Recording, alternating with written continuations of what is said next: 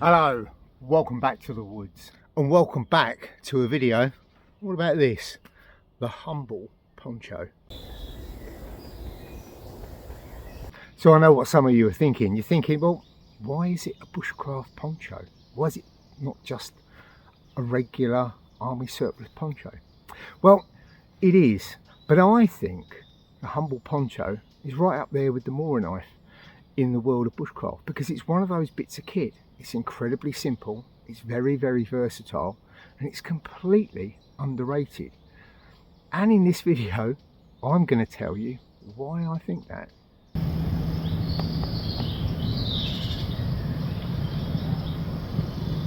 Now, I've been using ponchos for, well, almost as long as I can remember. It was one of my first bits of kit, that and a German Army penknife. And back then, bushcraft wasn't bushcraft, it was survival.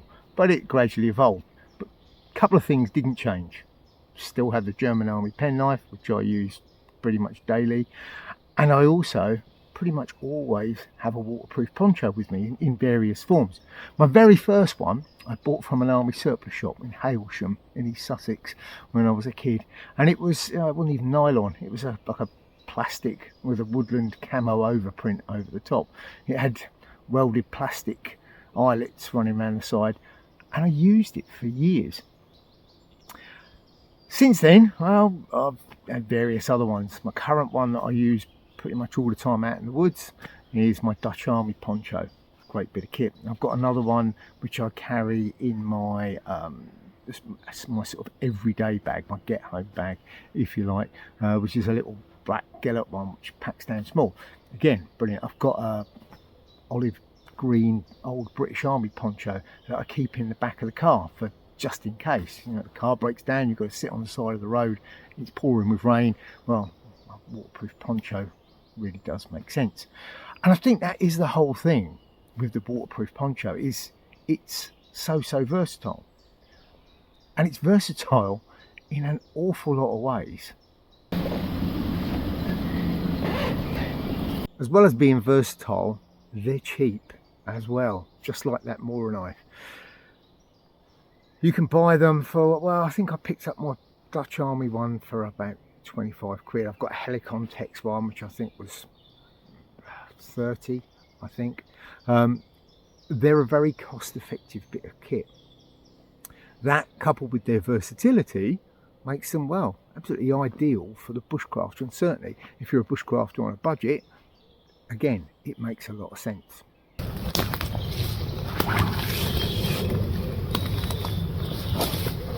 How are they so versatile? Well, they don't weigh a great deal, so they can be easily carried. They don't take up a great deal of space, so they can fit into the bottom of pretty much any size bag, whether it's your main rucksack, whether it's a day sack, whether even it's just a haversack. They will fit in all of those things. Obviously, if it rains, you now have a waterproof covering because you just pull it on over your head and it keeps you dry. But it doesn't only keep you dry, it also helps to keep your kit dry. Now, from my one that I bought years ago, it was gradually superseded. Well, I went out and bought a proper basher and I bought a proper set of waterproofs. But the waterproof still always features, because there are those days when, well, the rain's in for the day and any set of waterproofs is going to wet out at that point. And if you spend a lot of time outdoors, you kind of know when those days are going to be. You get up and it's raining and you think, yeah, this is in for the day. And that's when your waterproof poncho again comes in handy, because you pull your waterproof jacket on and then you pull your poncho over the top of you, your waterproofs and your pack, and you're going to stay dry like that.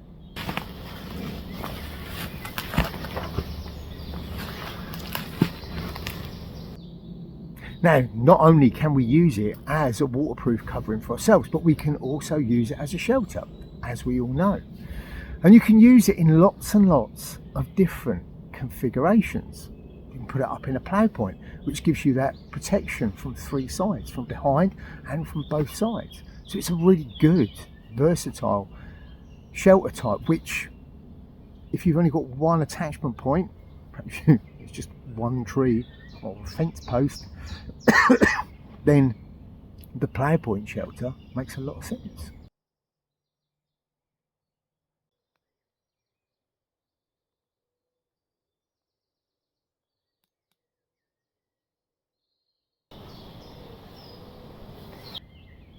Again, there's also the classic A-frame shelter, shaped like that, central ridgeline that runs down through the middle, which helps to keep the centre suspended, and then the sides come down, giving you protection from both sides. And with those shelters, well, you can have those either higher up, so you've got enough room to sit, or even stand under it if you like. Or if the weather's really, really bad, well, you can peg them right down to the ground so that you've completely closed in on the sides.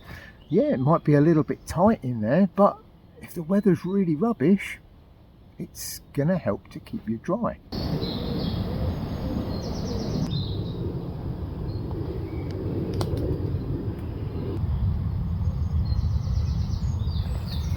You've also got the classic lean-to shelter as well, the one that comes off a couple of suspension points, is pegged into the ground at the back. With the poncho, you've got the hood in the centre which you can pull out to the back to again give you a bit more space inside. With mine, I tend to have it so that it goes up and it has a little bit down the front, so that you are still getting a bit of protection if the wind switches round and starts blowing in from the front. It just gives you that little bit more protection.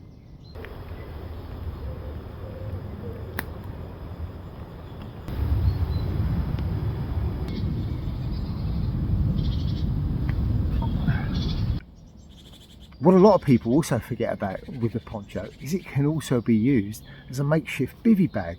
You know, put it out on the floor, put your sleeping bag in it, fold it over, do the poppers up down the sides, voila, you now have an emergency bivy bag. Yeah, it's probably not going to breathe quite as well, but some of the condensation does escape through where the pop studs run down the sides, and through the top and through the bottom. And if you're in a hurry and you haven't got anything else, it works very, very well.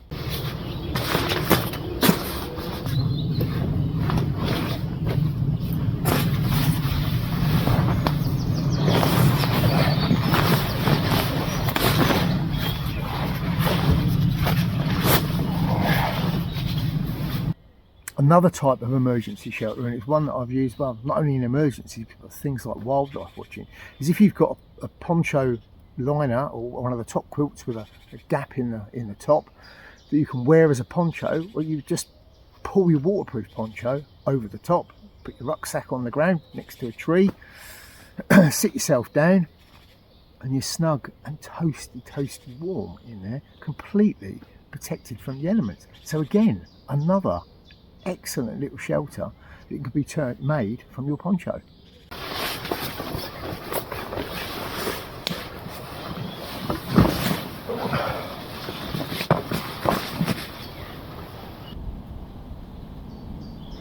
And what I forgot, you can also use it for crossing obstacles, because you can use it to help waterproof your pack, to help you get across a body of water. So again, another fantastic reason for carrying that waterproof poncho.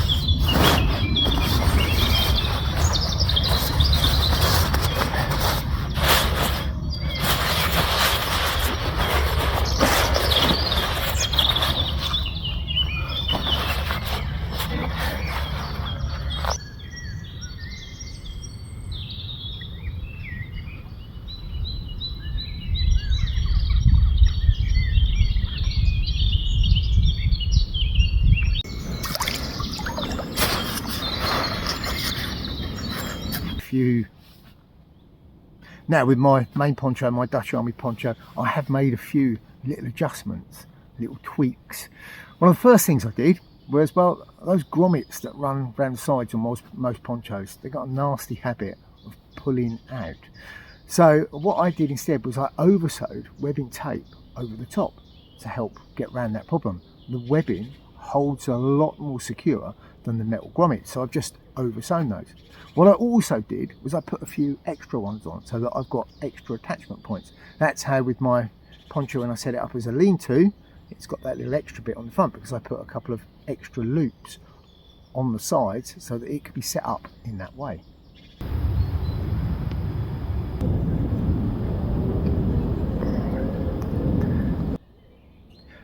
Now, one of the complaints I've heard, particularly about the Dutch Army poncho, is the hood's a bit crap. Well, it's not. It's just a bit big. It's designed for being used with a helmet.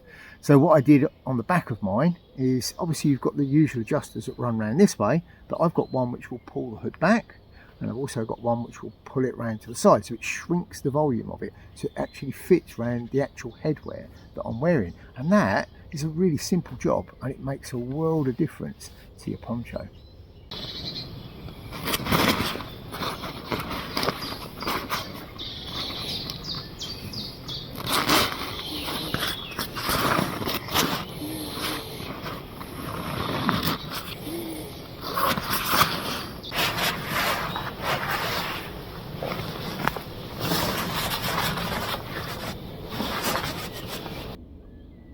Now there is another little modification that I've done to my poncho.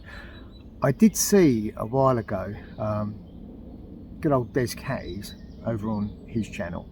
He used his poncho, and he'd obviously seen something that I'd seen years ago, which was what they called a Rubicon shelter, which basically was a US Army poncho with a couple of flexi tent poles. And what Des did was he got a couple of bendy sticks, 4 of them, lashed them together, set them up in a cross, and ran them through the grommets on the diagonal corners, hence giving you almost like a dome tent. Now, what I also saw a few months back, perhaps Dave Canterbury watches Des Catties too, he done something very similar, but he has got a set of poles with special grommets on the end which fit into the grommets on your poncho, and turn it again into this little dome shelter, which what Dave suggested was almost a take on the Mora super shelter. When you lay your poncho on the ground, put a mylar blanket on the top, then put your poles in, and it gives you this reflective dome that bounces all your heat round, and you can have a small fire in front, and it gives you this survival shelter for when it's cold. It traps all the heat inside and helps to keep you, well, on the really cold nights, helps to keep you alive. Now, instead of dashing out and buying those expensive poles, what I did with mine was I just put some 50mm webbing pockets on all the corners, and then I happened to find out that my OEX Coyote 3 poles were just the right length to go across. But you can do the same thing with 4 sticks, the same as Des did. Just take some long bendy sticks, a bit of hazel, I use some dogwood, thick ends go into the pockets, you work out your length, you lash them in place, and away you go. You don't even need to carry the pegs. When you come out, you can come out here and you can select those poles, cut them, and what it gives you is a very low profile, very weatherproof little shelter that doesn't need any other support. You can literally put it up on the ground, peg one of the edges in, lift it up, shove your bergen in, you get in as well.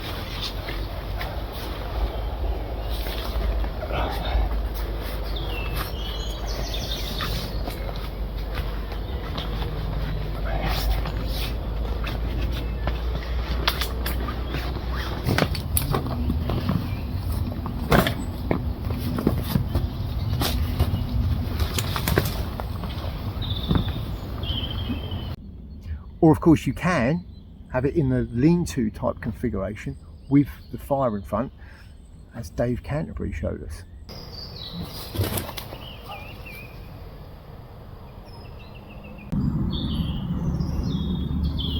So there you go.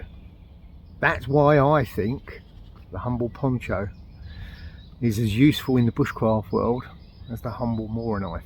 And I think any good bushcrafter should have one in their pack, because it is such a cracking bit of kit. Yeah, it's not suitable for mountaineering or hill walking because it's windy and it flaps around. But out here, where you don't get that wind, but where you still get the rain and the weather, the poncho is great. It's your waterproof, it can be your bivy bag, it can be your shelter, it can be part of your survival kit. It is an amazing and very versatile and cheap bit of kit that you all should have. So for that reason, go out, find yourself a good waterproof poncho. As I said, if you're looking for one out here, you can't go far wrong with a good old Dutch Army poncho if you can get hold of one. They are a very sought after bit of kit nowadays. If you enjoyed this video, then remember, hit that thumbs up button, and if you haven't already, then please like and subscribe to the channel. Now, in other bits of news, I know a lot of you, after my last video, made comments about the t-shirt, and I am going to try and get those up and rolling very, very soon. I had a few of the comments which said, oh, could you put the logo on the back? Yeah, I can kind of see where that's coming from. The problem with having it at the back is, well, if you've got a rucksack on, no one can see it, and I want people to see that logo on the front of their shirt. I also, somebody asked about getting them in the sort of antimicrobial, quick drying type stuff. I'm not going to go down that route yet. What I'm going with at the moment is the premium Fruit of the Loom ones. The reason for that is I used to do t-shirts years ago just for me and the guys that work with us, and we always used Fruit of the Loom t-shirts because they were 100% cotton, they were really good quality, and they lasted for years. So that is what we're going to go with, the Fruit of the Loom ones. What I could do with is a little steer on what sort of sizes you guys would be interested in. If I'm going to get these in and stock them and get them printed, then what I want to have a rough idea is what sort of sizes. I'm thinking you guys are probably going to be going large, extra large, and probably the 2XL. So let me know in the comments box down below what sort of sizes, and well, just your thoughts on the whole t-shirt thing, because it's going to cost a bit of money to get it going, but yeah, I think we might, if that's what you guys want. Yeah, so have a look in the description box down below at my social media and all that stuff, but also my little link over to my Etsy shop where I will eventually be selling the t-shirts. But over there at the moment, you've got my Greencraft patches, the Velcro ones. There's also my survival necklaces. There were some jewel pouches in there. I put 10 up and they went. So I'm going to do some more. They're all cut and pretty much sold. I've just got to finish them off, so they'll be going up, so keep your eyes on the shop for those. There's also going to be a run of the haversacks. There's also cuts kits, and it's also my fire starter pouches. So pop over to the shop and have a look over there at what's there. Anyway, I think that's everything. I've been Neil, and until next time, stay safe in the woods.